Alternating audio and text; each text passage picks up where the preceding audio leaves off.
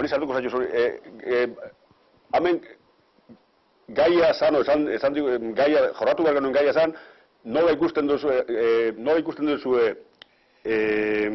euskal kulturgintza hemendik 10 urtera, eta horre erantzun behar genion. Eta nik orduan hori izan nuen ideia bat, eta ondo atera zaitu uste dut, inbitatu ditut 3 gazte, hemendik 10 urtera, ja, helduak izango direnak, eta gu aldiz ja orduako zahartuta egongoa, eta antolatu dugu hitzaldi bat, 3 gaien inguruan. Euskal Herria kokatu du lehenengo, eta kokatu dugu Euskal Herria Europan, eta Euskal Herria globalizazioan. Orduan, hasiera batean hitz egin du Andoni Olareaga hitz egin behar zuen, baina ez du hitz egin, eta gero Gorka Berezi hartuak hitz egin behar zuen Europari buruz, eta bera hasi da hitz egiten Andonien partez, gero hitz egin du Europari buruz Gorkak, eta gero azkenik Ibai Atutxak hitz egin du Nueva Yorketik, ezta? Nueva Yorketik, eta hola antolatu dugu emanaldi hau, 3 zatitan, eta hor nahiko parte handia izan duzu, ez, Gorka? Bai, bueno, Andoniren partea nik irakurri dut, bueno, gehien bat izan da kritika filosofiaren ikuspuntutik, historizismoari nola baitez, horrek sortzen dituen hainbat kontraesan plazaratu ditu, eta bueno, nolabait, esan ez baita ere, ez dagoela, oinarririk ez dagoela edo behar bada, ez? Historiak ez du determinatzen garena edo izango garena hemendik 10 urtera, ez?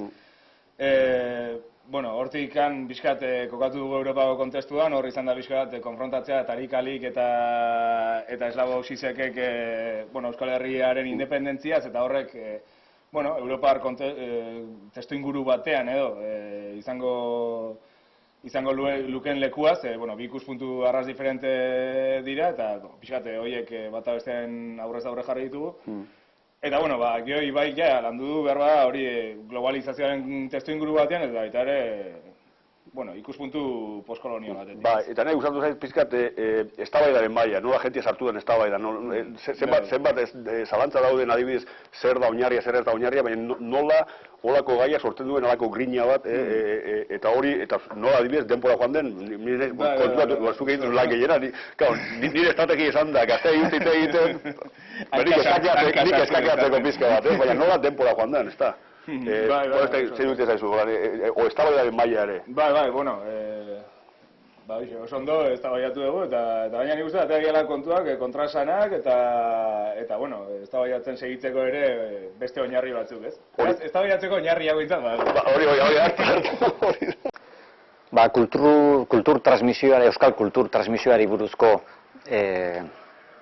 ikastaroa graduondokoa denez, gure kultur transmisioaren ahuleziak eta puntu indartsuak eta hoien gaineko errepaso bat egina izan dut konturatzeko naiz eta higaduraz josita etorri gero eta gehiago egoerak eraginda, beti izan dela horri gaina hartzeko eta hortik zerbait berria sortzeko gaitasuna.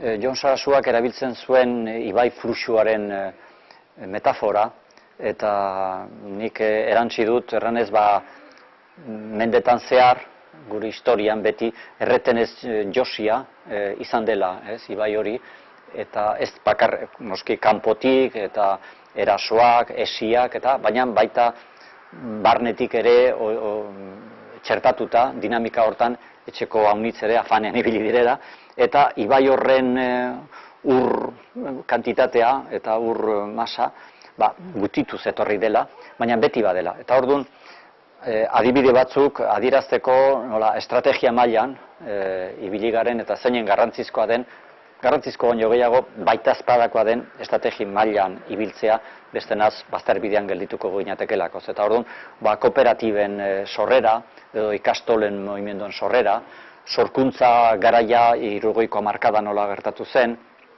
edo olako beste zenbait ere erabili ditut adierazteko Euskaldungoan izan badela beti estrategia mailan ibiltzeko eta gauzek egiteko gaitasuna, eta agian falta dena da hori politika mailara, politika bere zentzu noblenean, politika mailara eramatea eta politika mailan ere helburuak eta bitartekoak uztartzeko gaitasun hori gauzatzea.